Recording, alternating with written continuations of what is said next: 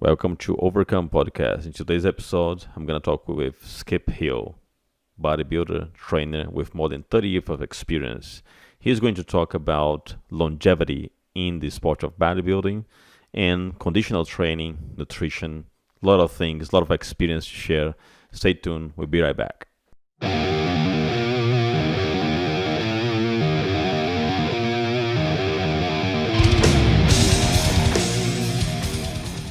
Welcome to Overcome Podcast, my great friend Skip Hill. Thank you very much for being here today, my friend. Thank you for having me, Yuri. Skip, the theme of this podcast, of course, is called Overcome, and everyone that I invite, they always have something to talk about this subject. And the reason why I invite you is because I've been following you. I met you in 2012 here in Texas when you were delivering a seminar at Metroflex Plano with Greg, Steve Kuklo. Great experience, and since those times I've been following you, but most recently I've been following your path to get back and talking more about longevity and how you were able to get back in crispy shape after some downtime. So to me that was a big overcome. So let's talk about that. Well, it depends on how you look at it as far as overcome, because the truth is, and perspective is, different for everybody. But in my mind, it ended up being still a bit of a failure. Now, it was out of my control because I had an injury. But I had obviously worked through a lot of things. And of course, I'm 50 now. So there seems to be a few more obstacles these days than there have been for the last 36 years of my training. But that might sound like an excuse to some too, and it does in my mind a little bit too. So, it was a tough year. It was a tough year for everybody because of COVID. But it was difficult. I ended up getting down to about 4 to 5 weeks out. When I say 4 to 5 weeks out, all the dates for, most of the shows anyway, here in the United States had been pushed and changed, and promoters weren't telling you what was going on until the last 3 or 4 weeks because they didn't want all the competitors bailing. And they were having to move shows around and everything else. When I say 4 to 5 weeks, I mean, my prep had been drawn out an extra almost 3 months because of the change in the date. So I was sticking it out. It's difficult. When push comes to shove, things like that is more of it's a psychological component. And it's what I tell a lot of people in this game. There are a lot of people in gyms across the country, across the world for that matter, who have great physiques and they could stand on a stage and they have the potential physically to destroy a lot of people and win shows. But psychologically, they can't take the steps and they can't stay in that execution mode for long periods of time to be able to do what it takes to stand on stage. So, the psychological component of this game eliminates a lot of people that otherwise could probably do very, very well from a physical standpoint. And as well as anybody else, you're successful in other things besides bodybuilding, that's where that psychological component will carry over into other aspects of your life. Look, if I see someone who is disciplined and psychologically strong in the sport of bodybuilding, it's a pretty safe bet. It's not a black and white type of thing, but it's a pretty safe bet that they're able to put their brain in the same position to be able to kind of lock in. And to execute on the same level in other areas of life. Sure, absolutely. Yep. And you are lucky because you are on the state where things didn't really stop that much. As a matter of fact, Mr. Olympia was in Florida because they couldn't do in Las Vegas. Yeah, they started moving everything down here. Basically, we're not going to shut down unless they line the streets with bodies. And even then, it's going to be questionable.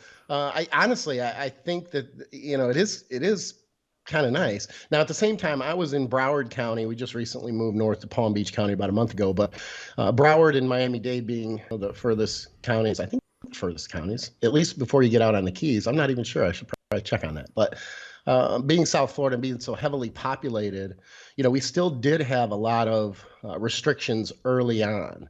As an example, I ended up driving.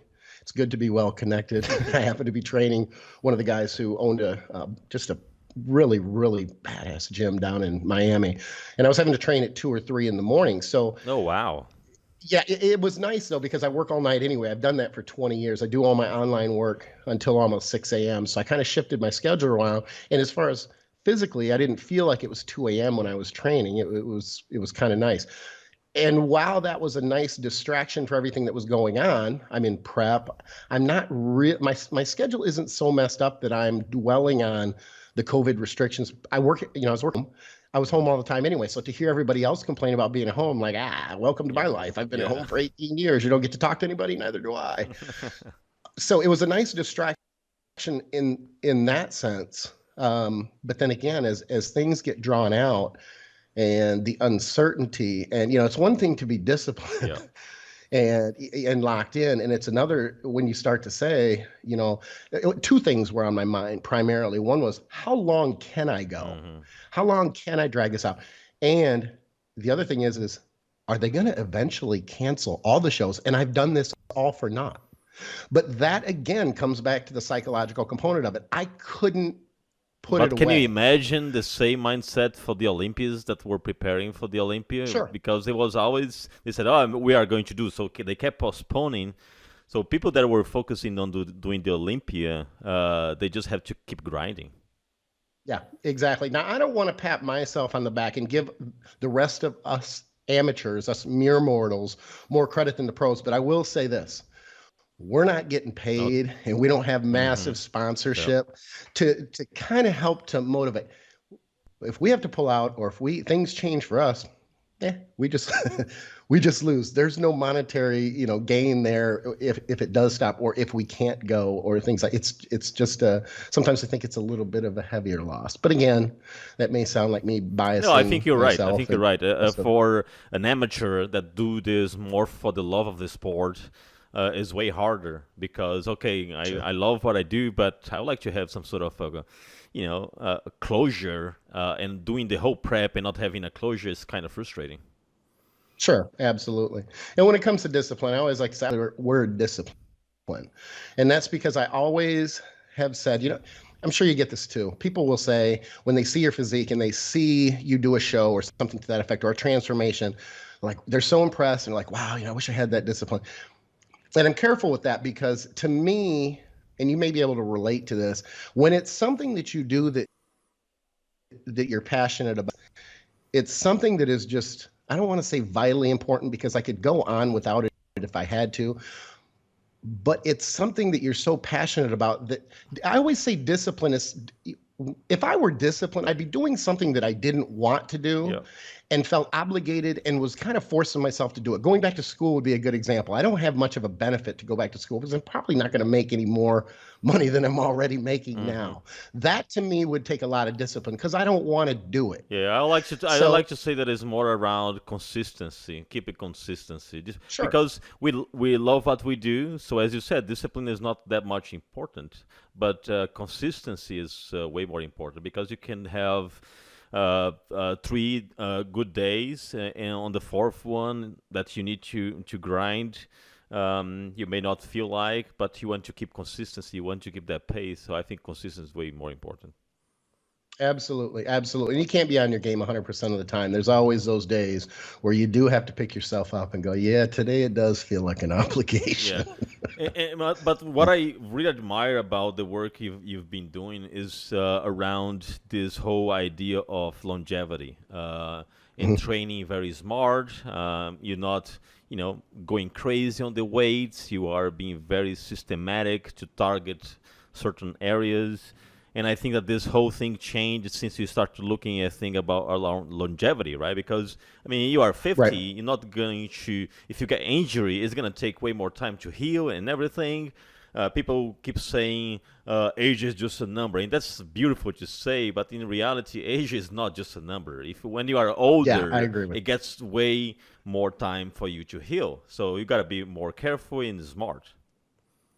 Yeah, absolutely. And it's funny, it's easier for a 25-year-old to say, "Oh, you know what, this year with COVID, it's only a year." Well, I'm 50, pal. I don't have a lot of good years left in me I don't want to say healthy, but injury-free, Right. things like that.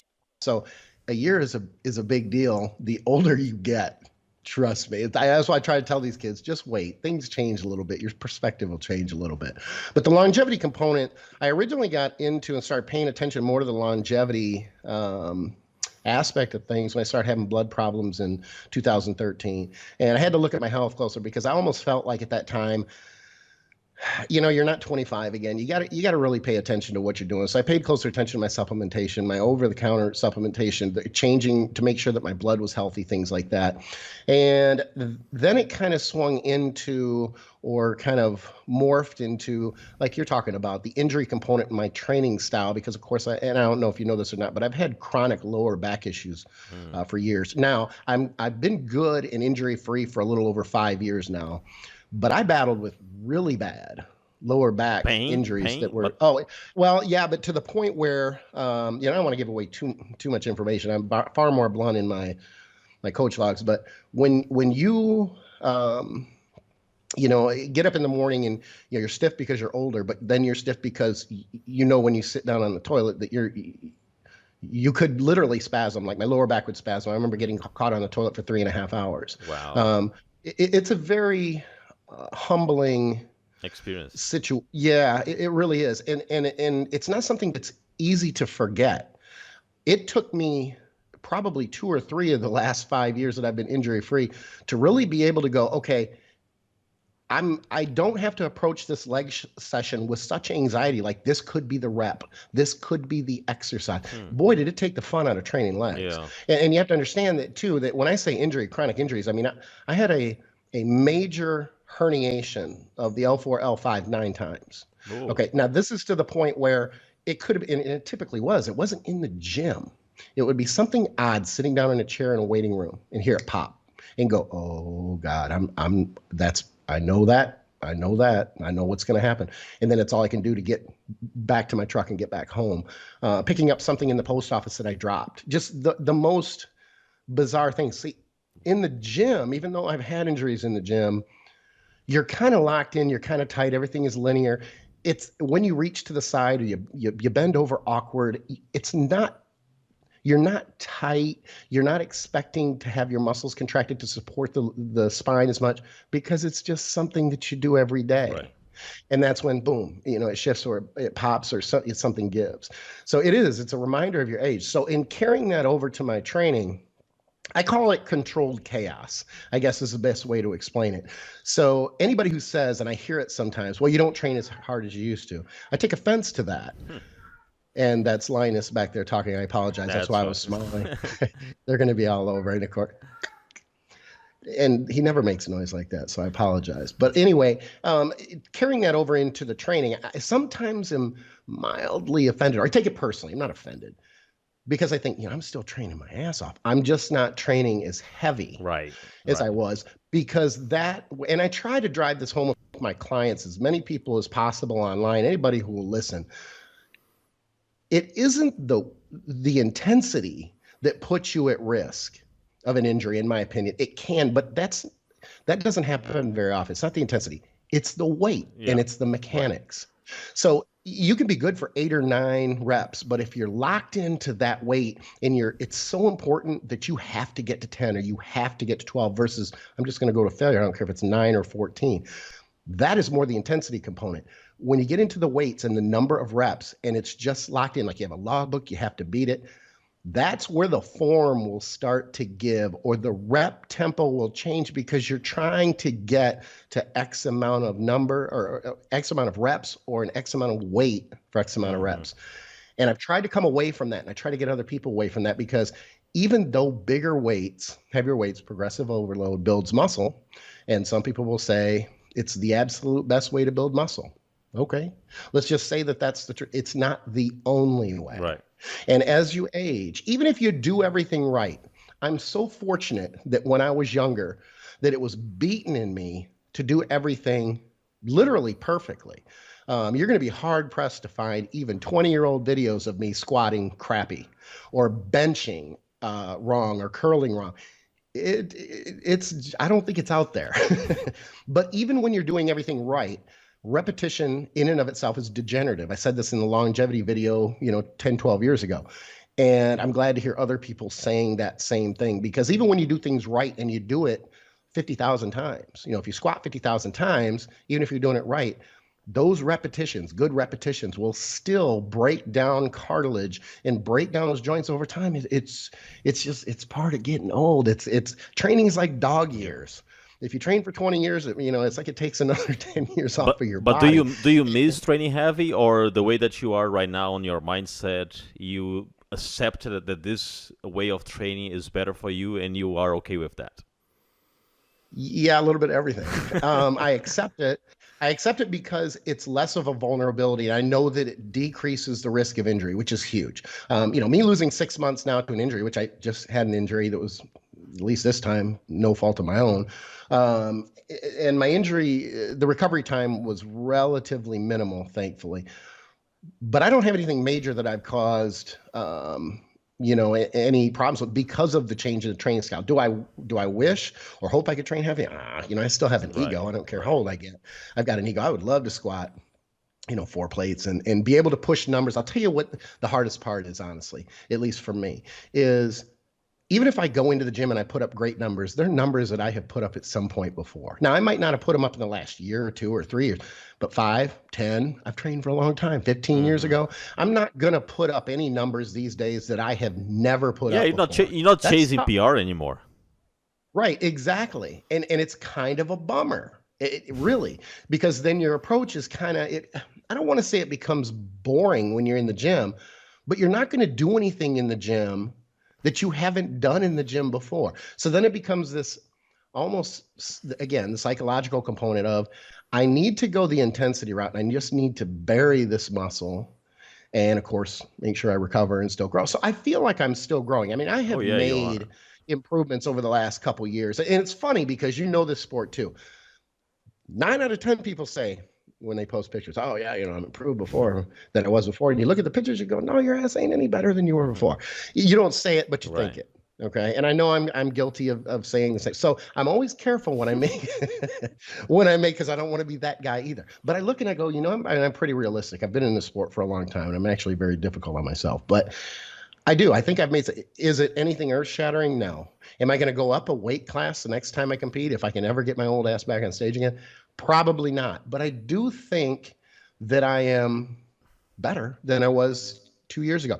And a lot of that is because of the training smarter instead of training, I shouldn't say harder because I still train hard, but heavier, I guess is a good. And I try to bring my clients around that way because even if you don't have existing issues with injuries and that sort of thing, it is something that you will come to if you're going to be in the game for a long time. Again, coming back to longevity, it's such a great word because if you're going to be and no one really knows. I mean, when you first get into training, you're thinking, yeah, I'll do this for, but life, careers, kids, business, there are a lot of obstacles there to be able to keep everything balanced. And you've got a lot of things going. You've gone a lot of little different directions. You got different plates that you have things on too, and different interests.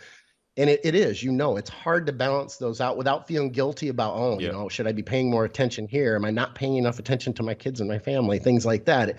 It's a constant balancing act. And it is very difficult. When you're young and you're in college, you should be able to be in great shape. You should be able to train all the time. Right. You got loads of time on your hands. Are you still doing a lot of cardio or minimal?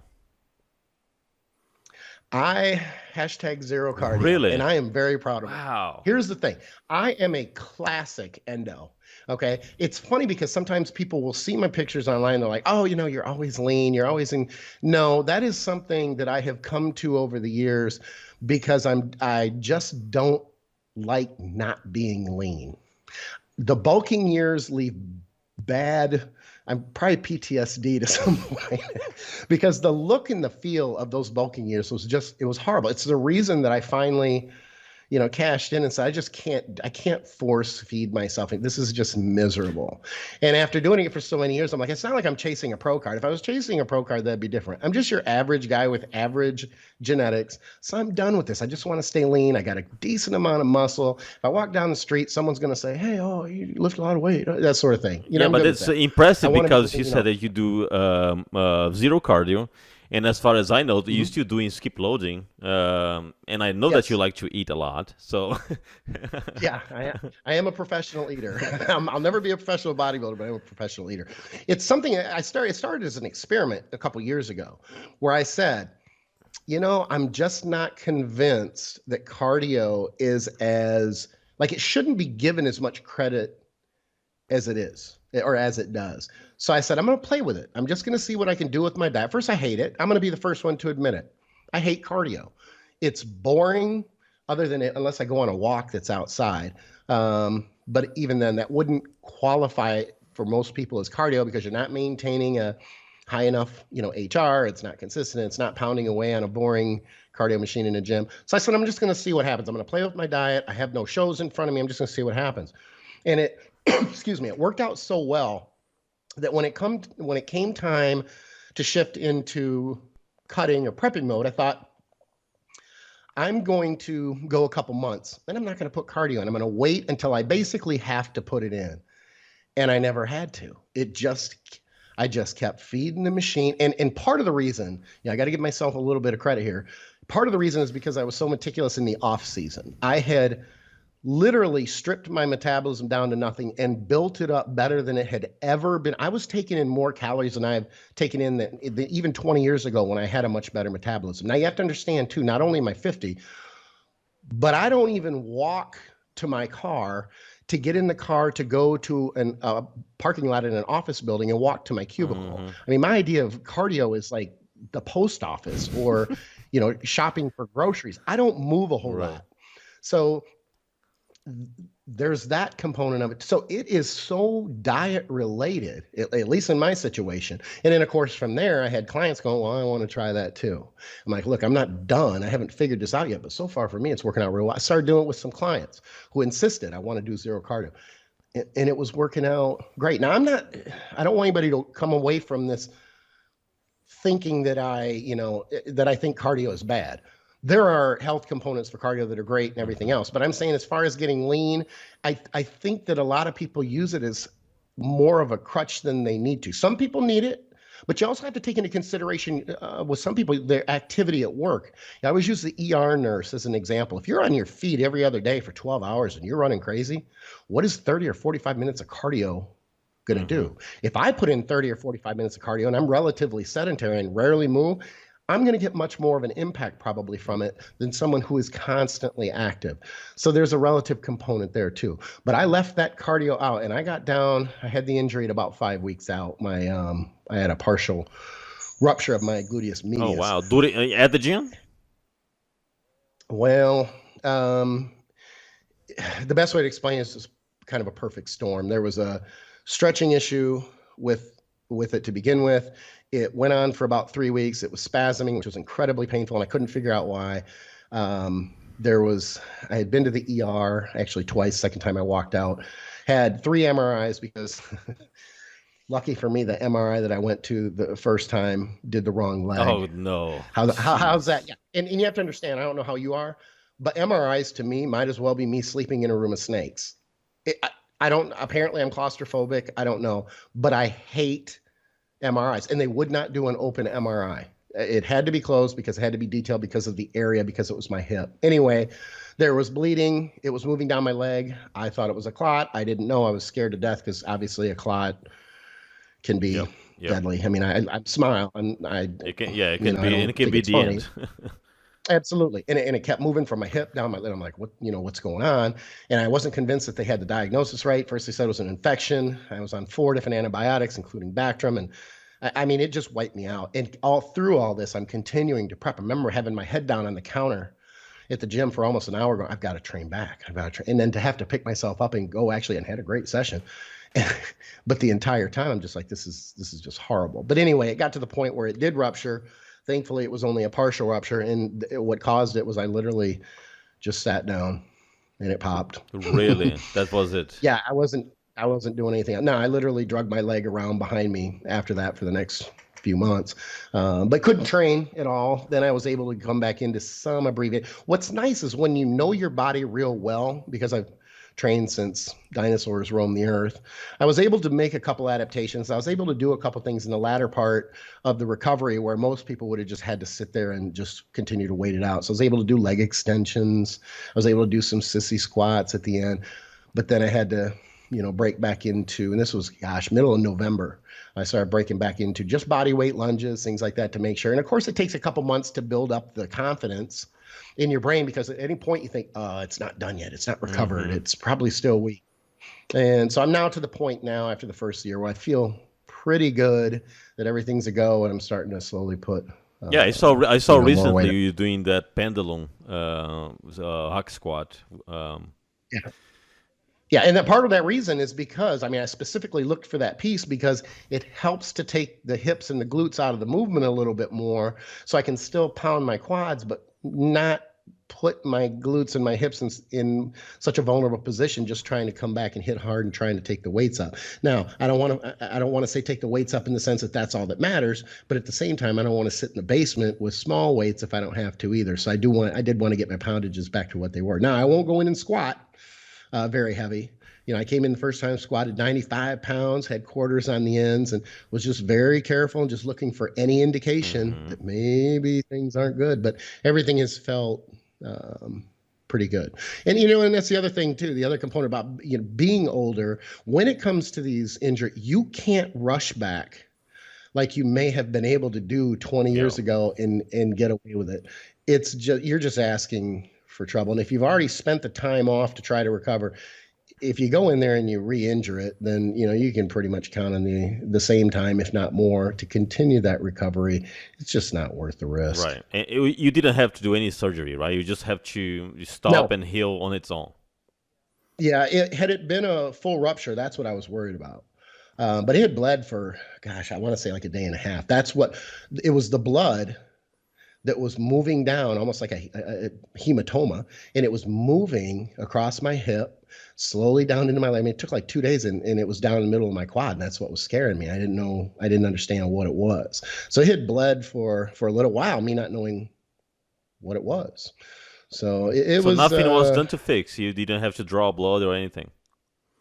No, they contemplated doing that. What had happened is by the time I had gone in for the MRI and then they got the wrong one and they got the right one, they had said that my original doctor who saw me in the ER said that he thought that it had gone down considerably, and so did I, that the body was starting to deal with it, and whether it was reabsorb or what the issue was, that it was nothing of what it was as far as the size of the space that it covered to begin with. So they left it alone.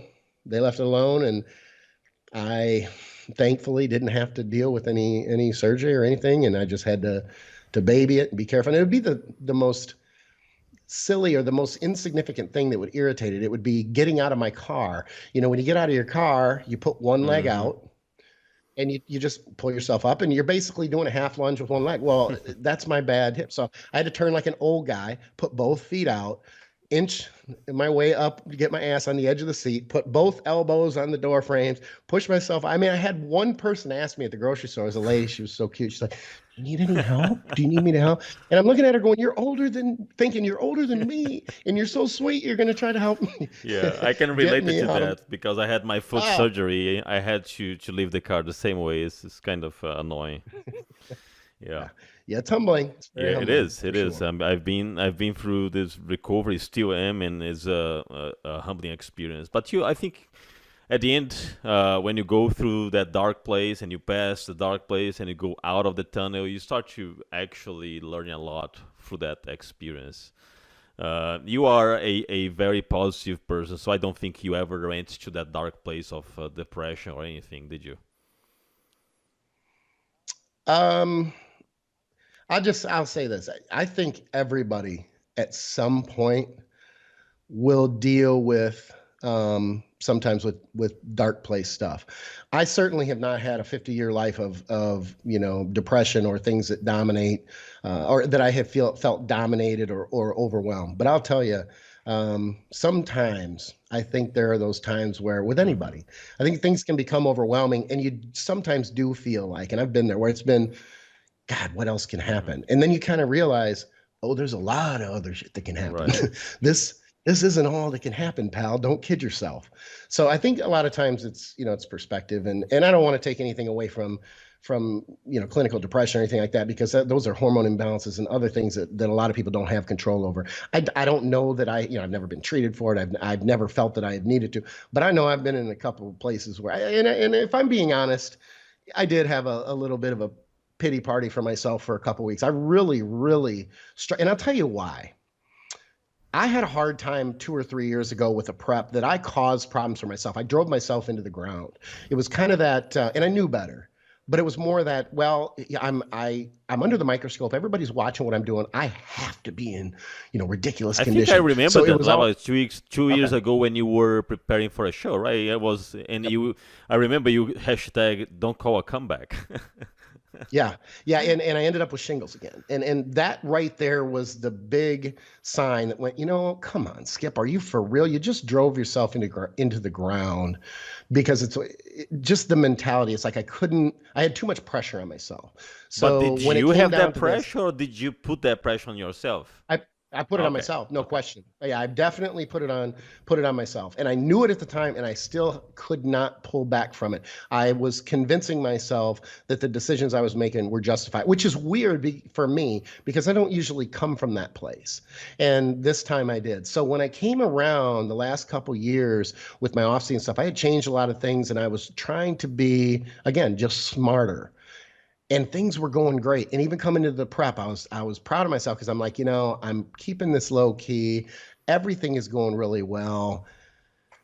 And then for something to happen that was out of my control, I didn't cause this problem. It wasn't any, and I went over it a million times in my head, because I thought, what did you do? Is there something you're missing? Are you not owning the fact that you did something? I didn't do anything. It was such a freak thing.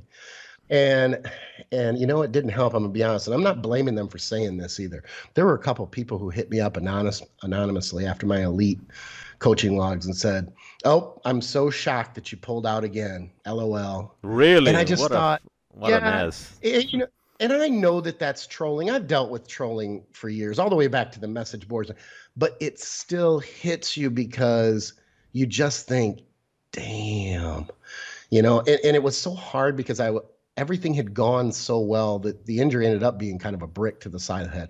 It was, at the time, I hate to say the word devastating, but it was, until I put it in perspective. And then I was able to say, are you kidding me? We're in the middle of COVID. There are people who don't know how to pay their bills. I don't have financial problems. My wife is not struggling with her job. My kids are healthy. I injured myself. I still have my health. Everything is going great. I just had an injury that I have no control over. And I had to force myself to put that into perspective, move through, and just basically say, you know what? There's 2021. It is what it is. You just have to take it. There's no way to get around it. So I can sit here and I can dwell on it, or I can learn what you said earlier. I can take things away from this situation and learn from it. And I was able to do that. There are things, whether it be the sissy squats. I did a coach log just a week or two ago that said the 5 things that I took away from 2020, and was challenging other people to come up with things, because the first impression, or your first response for most people in 2020 is, oh, it was just crap. I can't wait to get it done. Nothing went right. But that's probably not true. There are things that did go well, but they were overshadowed by all the negativity and all the negative things that happened. So if you dig, there are going to be things there. And even if there aren't, what do you take away from the negatives? You have to be able to try to take something away. So it's a learning process.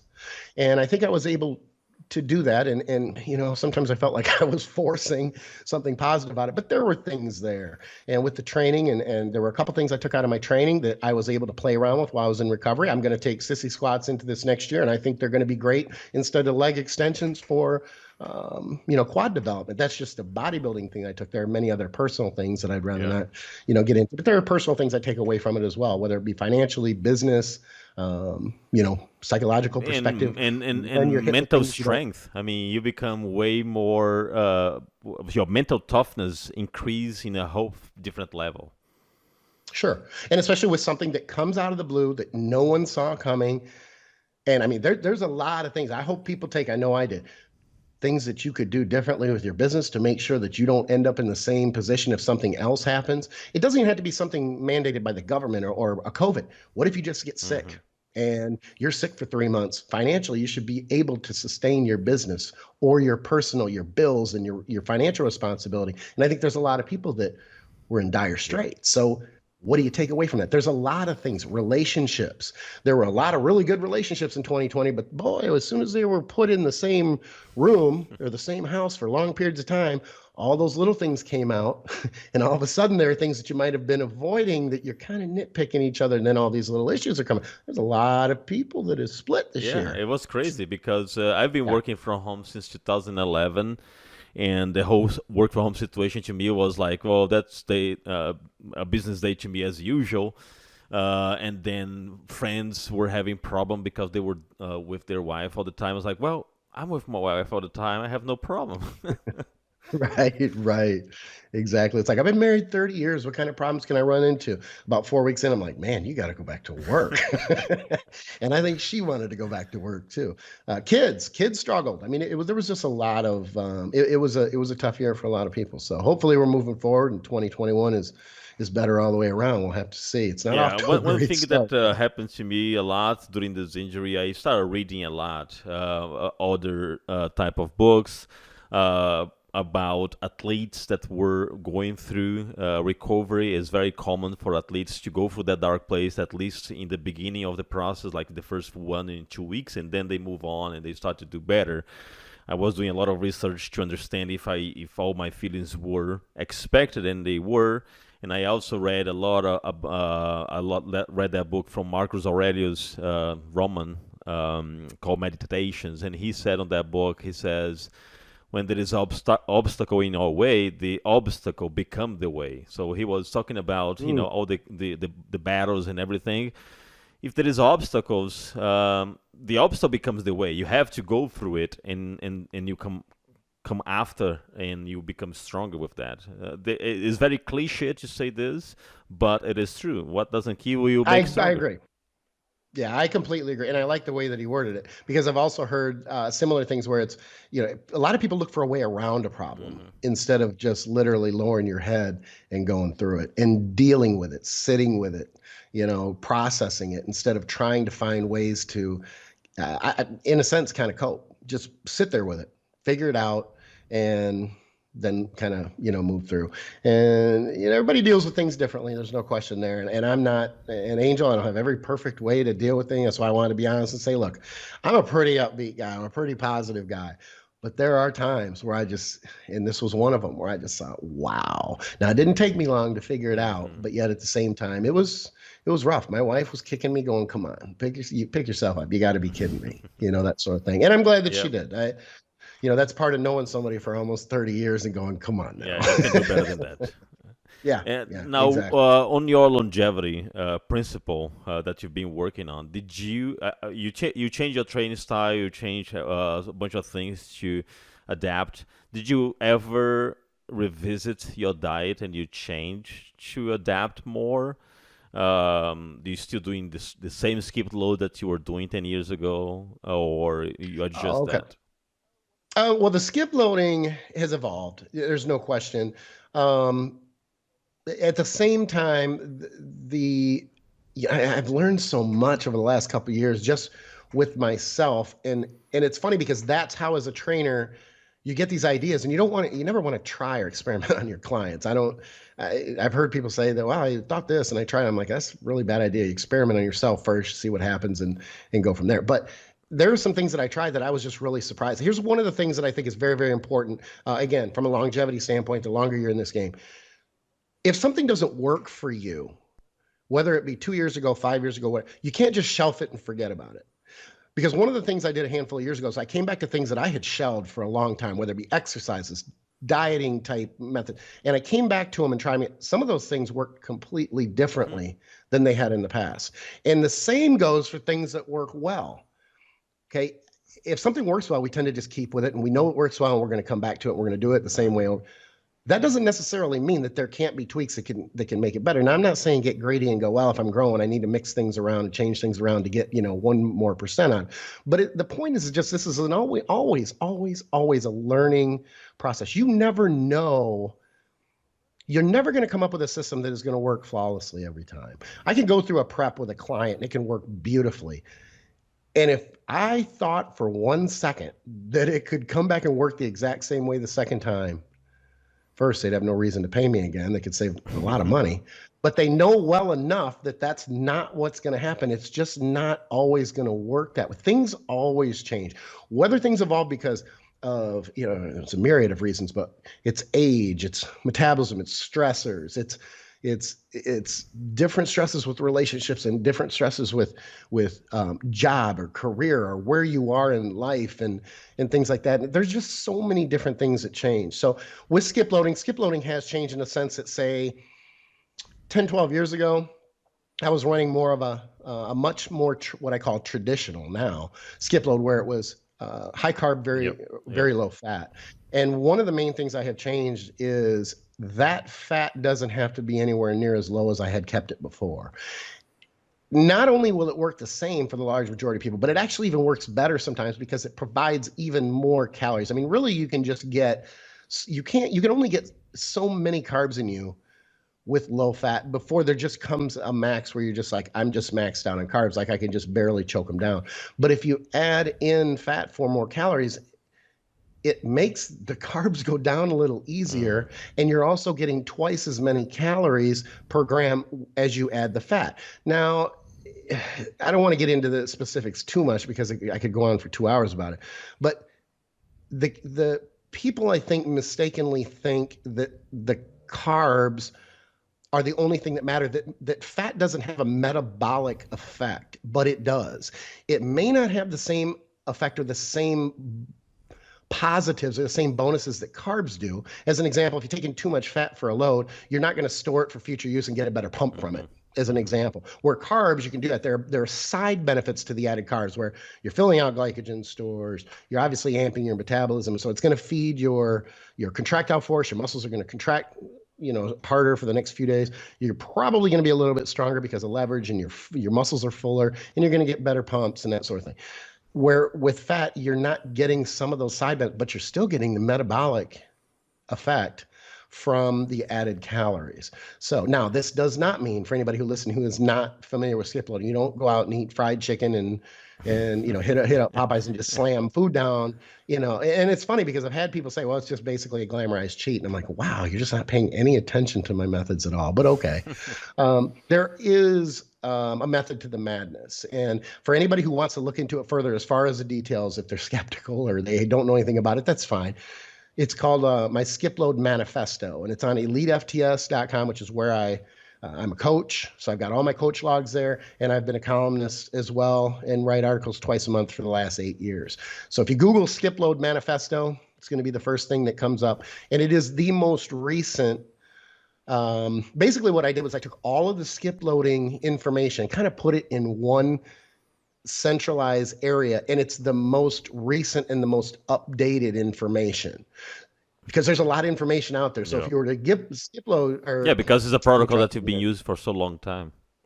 Exactly. There's tons of different places, whether it's Intense Muscle or other boards or hell, even other people. I didn't know this till a couple of years ago, but other people have written like on their blogs or on their websites about it. And so I come across skip loading articles. I'm like, that's not yours. But then I read through it, and they're basically just putting my method out there, and they're giving me credit for which I appreciate because that doesn't always happen. Sometimes people steal your shit. But the question is, did you have to adapt the skip loading for your reality? Of 50 years old, should I be consuming that amount of carbs at the same amount that I was consuming 10 years ago? Did you have to do that, or you didn't change anything on that? It really didn't change a whole lot, to be honest with you. And you would think that it would. Now, my situation might be a little bit different than most. Let's say somebody who's 50 years old who's only been training for a couple of years and may not have had their training and their diet locked in, as solid as I have for the last 10 years. That could play a part too, I'm sure.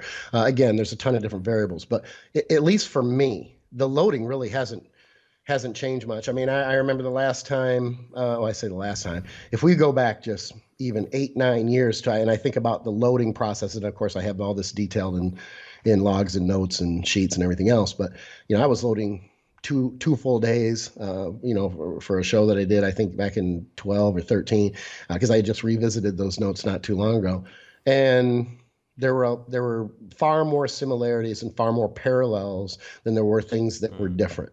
So I am responding. Now, I will tell you what is different about being 50. Your body does carry body fat a lot Exactly. differently Yeah. as you age. I never used to believe that. I really didn't. But I can see it so clearly that I can literally be ready to go. I can be a few weeks out from a show and I can look at my hips and my glutes and go, you got another 6 weeks. You're not there. You got another 8, 10 pounds. It is completely different than it was before. I remember even when I was younger at 20, 25, my lats and erectors, those tie-ins would be there before, sometimes sharper than my abs. And that is not the case now. My back will come in last. And it's funny, it's not just a skip thing. I've seen competitors who have aged over time and they have the same thing. They're ready to go from the front, but they're 10, 12 pounds off from the back before they're in that same condition. And not just glutes, but it might even be like, say, Yeah. lower back, hamstrings, hips. You just, the body, the change in hormones as we age, and that's the reason we age. It's Yes. declining So how hormones. you That's the solve that? Do you primary start reason. prepping earlier? Um, well, there's the obvious one is you change your hormone No, profile, why? But I but mean, if you look to yourself and say, "Wow, I still have I'm 2 weeks out," but it feels like I'm 6 weeks out. So yeah, you just got to dig in. I mean, that's just the reality. Dieting is harder. Well, dieting to get in the same condition that you may be known for that you did 10 or 15 years ago, it can still be done. It just takes right, more work. You got to dig yeah, deeper. You got to dig down. So, and then once you get down there, you got to be careful and go, you know what? Oh, now I've got loose skin that has nothing to do with body hmm fat levels. Now, I don't have to deal with it as much, but I've had competitors as they age. And you know it's a funny thing too, and I won't get off on this tangent, but I do want to make this point. If you take 250-year-olds, just as a arbitrary number to prove my point here, if you have 250-year-olds, but one has trained for 30 years and the other one has only trained for 8 or 10, the large majority of the time, the one who hasn't trained as long will have tighter skin. And it bothered me because I thought to I thought myself, it was the why is opposite. that? Right, exactly. You would think. Here's the best way to explain it. Because of training and dieting over time, it's like taking a rubber band and stretching it 10,000 times. Eventually, that rubber band is not going to be as elastic as it was before. That's the 50-year-old skin who has trained for 30 Hmm. years versus the one who hasn't. We bulk, we lean, or we have big load meals and then we have our regular meals during the week. There is this constant going back and Hmm. forth. And I think that plays into huge with skin, especially around the midsection, because where you'll see it first with older competitors is lower Yeah. abs.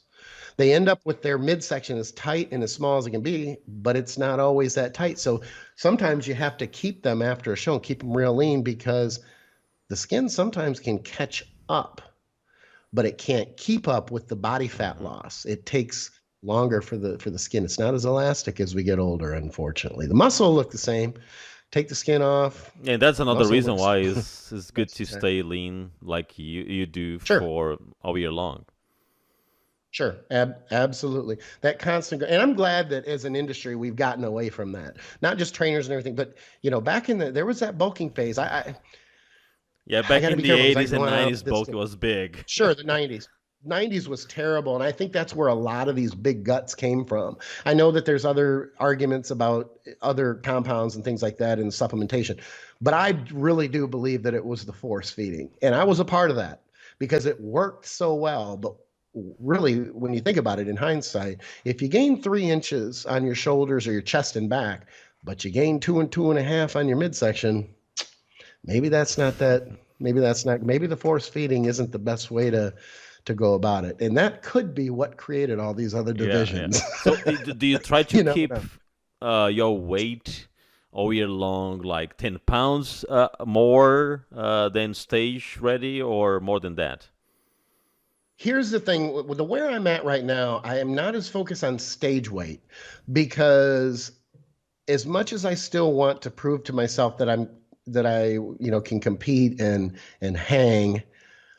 That's not my main motivation. My main motivation is just to find a happy medium between being lean, feeling healthy, and being relatively full and kind of feeling Mm-hmm. big, but not too big, but then not too small and too lean and too weak. That usually for me hits right around, if I start to get up over 220, then I know I'm getting a little bit heavier. I do get a little stronger. I might be a little fuller, but I don't feel as good. I'm not as confident with my look. When I'm down around that 215 mark, I'm pretty tight. It's a pretty good balance, and that's where I am. Now, if I competed, I would have to obviously get into the light heavies at 198. So, if I had to guess, I'm probably 15, between 13, 15 pounds. And I say that because not of poor math, because I know that 198 to Yeah. 215 is 17 pounds, but because for me to actually get lean to 198, I would have to give up a little bit of size there. What I do is I come in I get lean to the point of about 4 or 5 pounds over my weight, and then I manipulate my weight to make weight, and then I fill out and load and get full after that. That's the way I Mm-hmm. do it. I don't do that for all my clients, but that's the way it works best for me, because if I just went lean and I got to 198 lean, it would take me 4 days to fill out, because I would just be absolutely incredibly flat and depleted. I'd have to give up a little bit of Yeah, muscle to you're get talking there. about opportunities and trying to make a bad situation, trying to make something good out of bad situation. I think some competitors did that last year with COVID. On the national level, some people got pro card. I think I saw a master division where there was like three competitors only. I think on the master division, I can't remember exactly if it was above 50, but they were not stage ready, but they were there. you know. Yeah, I'm going to be very careful because I don't know what your reach is for for your listenership, and I'm going to be very careful to respond to this to be as respectful as I can. But I will say this: I didn't watch the Masters National. That was my target show. Masters Nationals, possibly the Masters division at North Americans, because they ended up being roughly the same. Oh, they were the same venue, same promoter, but only a few weeks apart, 4 weeks apart, something like that. Anyway, I originally stayed away from checking the 50 plus Masters divisions, top five and stuff like that, even though it was eating at me, and I really wanted to know what they look like. Oh, really? You But I didn't didn't want look to. at? Yeah, I didn't look at them. But what I did find was I had a couple people that sent me pictures because they competed in the show and did incredibly well. Now, I'm not going to take anything away from, I mean, listen, I want to make this very clear. They Yeah, got there. yeah. They did the No, work to I'm get there. not They criticizing. I'm dealt. just saying that in a normal, No, no, no. a Yeah. And I normal want to, circumstance where you don't have a pandemic, the level will be way yeah, higher. I'm not saying that no they don't question. deserve. I'm saying they grind. They were there. The situation was different. They Right. were actually very smart to make sure that they were doing what they have to do to be there. Right. But I do completely agree with you. And I didn't know this. It was hindsight that I saw this when I saw the pictures and everything else. They're clearly, and I'm not just speaking about this one division that I was going to go in and I'm mad because I didn't make it. I'm saying across the board, there were some, well, I'll just say it. There were some people who got pro cards that in any other year would not have gotten them. I know that that sounds shitty. I know that, but that's just me being honest. And I honestly would like to think that some of those people who got them would probably agree as well. That took a little bit of the sting out of it for Hmm. me, because I did say the whole year the last thing I wanted to do was show up and do well against a field that really was not very good because of the restrictions and the Right. limitations. So again, I'm not taking it, and I know you're Yeah. not either. I totally get that. We're not taking anything away from anybody who showed up and kicked ass and was in great condition, because you got there and I didn't. I just want to make that very, very clear. Um, Yeah, but I understand what you're saying. It's like, oh, okay, I yeah, have this reputation, I have this name. I want to be among the best ones. So if I show up there, I'm by myself, then there will always be argument. Well, you got the pro card when no one was there. sure. Yeah. Yeah, and it's funny because some people may scoff at this. I'm not. I want to be very, very clear at this. But it crossed my mind numerous times during my prep before I had any injury or anything else. while I was training at 2 and 3 in the morning all by myself at the gym. But I thought to myself, how horrible it would be for me. I'm just speaking of me. If I show up and by default get a pro card, that would be horrible. Like, what would you do, Skip? Would you take it? Would you not take it? I'm like, hell no, I wouldn't take it. I'm not, holy crap, I'm not going to do that. Now, that's just me. But yet at the same time, I know, and I'm very, very real when it comes to this. I think I can show up in that division and be competitive. But honestly, for me to win it, people have to not show up. That's not me being humble. That's not me looking for a pat on the back. That is just the reality of it. And it has happened to me at state shows and regional shows before. I know this. I'm good with this. If I show up in an average field, I'm going to do quite well. I might even threaten to win my class at that particular show. But if the badasses show up, and I've got a history of competing against badasses, from Phil Heath to Will Reese to all those Doug Stewart badasses and Rick Socius in Colorado, I've got a history of getting my ass kicked by some really good dudes. It's funny when you take a fourth or a third and you're really, really happy with it, maybe happier than a win you've had before, you know you're standing with some good people. But I know what that feels like to take those places against a really good field. And maybe some people don't. Maybe they haven't had that. I'm not real sure. But I know I have been far more satisfied in a situation like that coming out of a show than I have with some of the wins that I've had. And then because eventually, at the time, it's like, oh, yeah, that was awesome, man. I could kiss it. And then you look and you go, I don't want to take anything from them dudes. But it wasn't a kick-ass field like some of the fields I've stood in before. So it was a different year. I mean, really, when it comes down to it, and the people who showed up, they showed up. They had no control over who was there and who didn't. So more power to them. They got through all the obstacles where people like me, I wasn't able to. So my hat is off. Yeah, it's like a friend of mine. He just won the jiu-jitsu tournament, the World Master, which was also in Florida.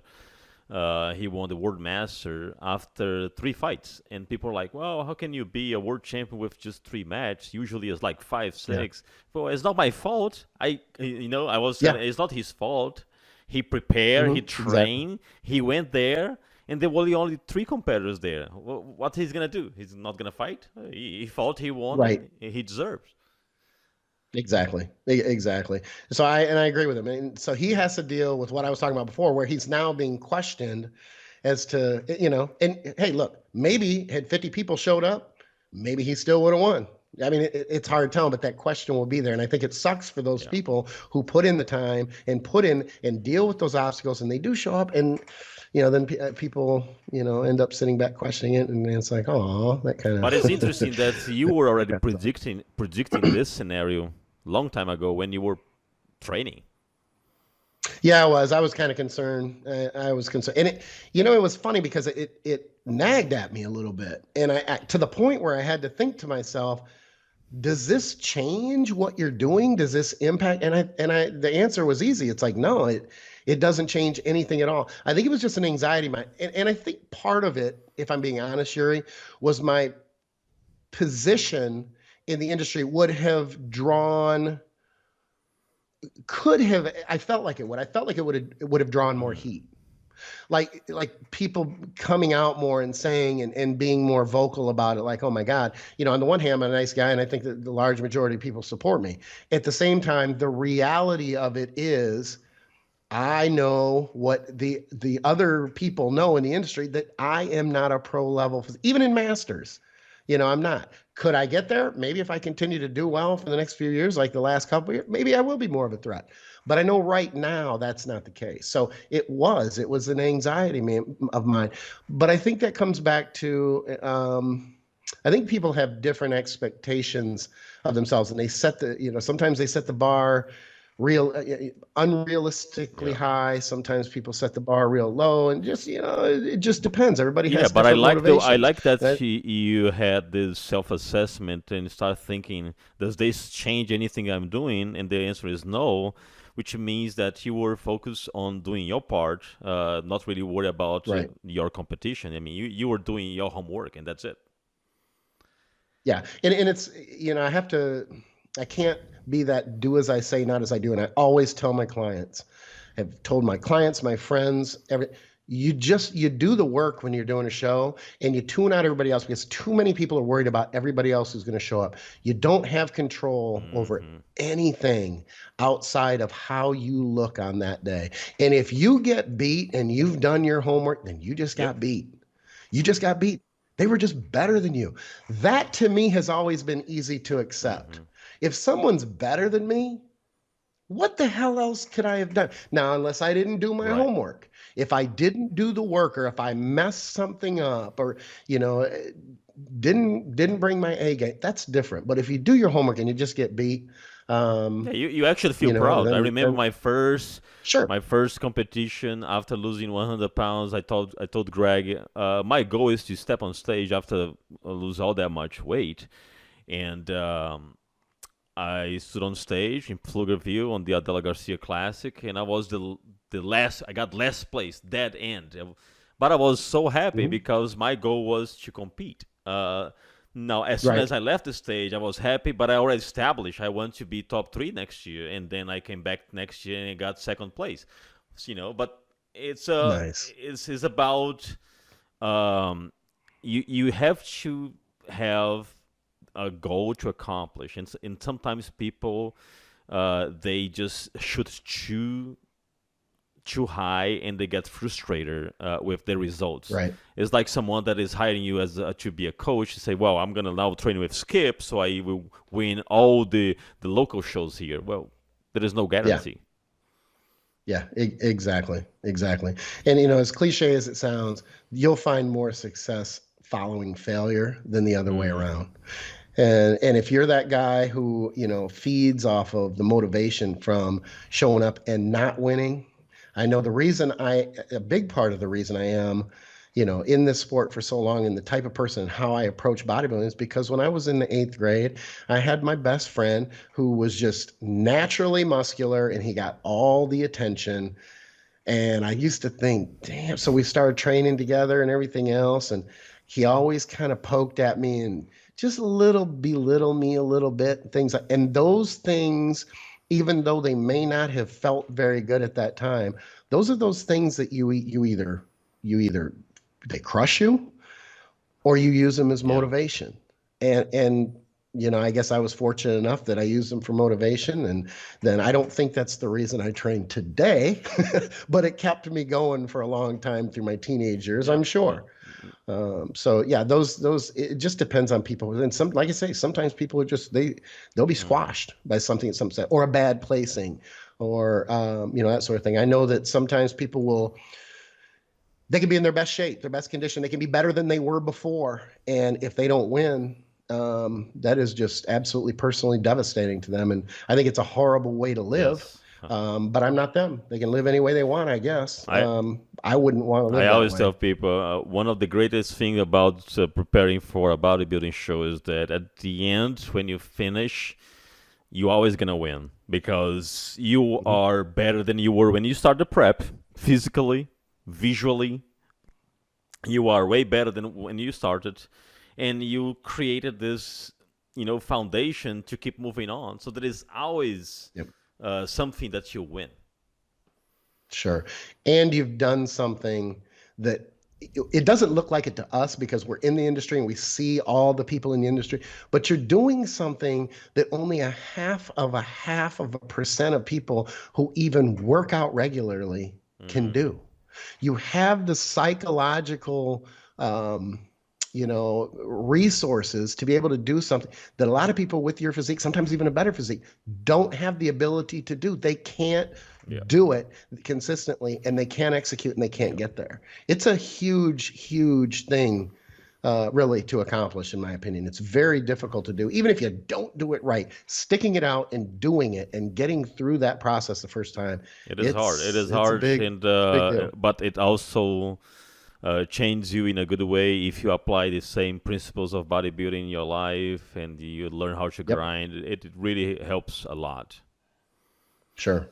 All right, Yep. Skip. So it was, we could talk for 2 hours, but 1 hour went by really fast. I just want to say thank you very much for taking the time on your Saturday to participate on the show. I really admire your work.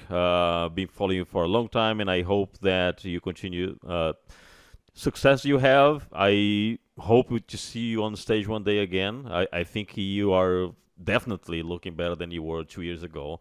And Thank you. I will disagree with you that you will not be able to get a master pro car. I think you do have the potential to get there. Well, then I need a little bit more positive psychological reinforcement in my Yeah. own head. But I do appreciate that. And I appreciate the very kind words. It's been a long time. It's funny you say 2010. That's when we did Yeah. that seminar. It was 10 years ago. Oh, my goodness.